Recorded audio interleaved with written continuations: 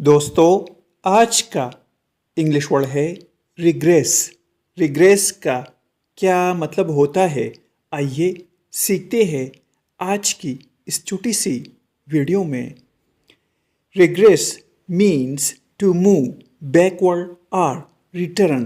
उर्दू में इसका मतलब है पीछे हटना, वापस जाना या ज़वाल पजीर होना। आइए इस वर्ड को सेंटेंसेस में इस्तेमाल करते हैं। His condition regressed। इसका मतलब है उसकी हालत बिगड़ गई है। Condition means हालत। They regressed past। इसका मतलब है वो तेजी से पीछे हट गए। दोस्तों चैनल को सब्सक्राइब करें और वीडियो को लाइक और शेयर ज़रूर करें।